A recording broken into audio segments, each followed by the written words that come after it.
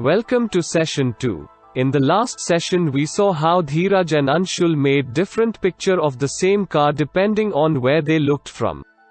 I am sure you are keenly observing the objects from different perspectives and got yourself familiarized with the top, the front, and the side views.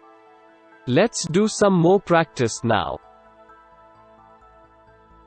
Here is the bus. Name the direction from where the following photos were taken. It is a nice red bus. The first is a normal view, then we have a view from the side. Wow, bus really looks long from the side. Third is from the front. It appears like a square. Last one is from top and is a rectangle.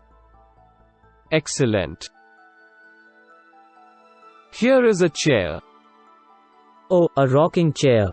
I love to rock and roll. First is a view from the front, at an angle. Second is a view from the side, at an angle. Third is a view from the side. That's correct. What about following pencil? First one is from the side where entire length of pencil is visible. Second one is from the back, at an angle. Third is from the back, where it almost becomes circular. That's correct. Here is an example of school bag. First one is a normal view, second view is from the front, third is from the side. It is a nice bag, love to have it. Fantastic. Now the next one, is this the cooker? No, Mr. Wiz, that doesn't look like a cooker. Anyway, first one is a normal view, second is from the side, and third is from the top. See? It is exactly circular from the top. Okay, good observation. Here is the last one. How about this jeep? First one is a normal view, second is a view from the front, and third is from the top. I love to go on a jungle safari in it.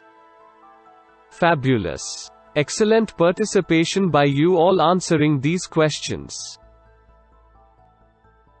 Remember, even the same object looks different based on where you look from.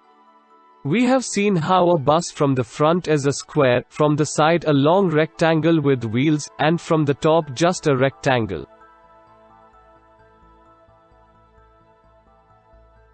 Thus, we have come to the end of session 2.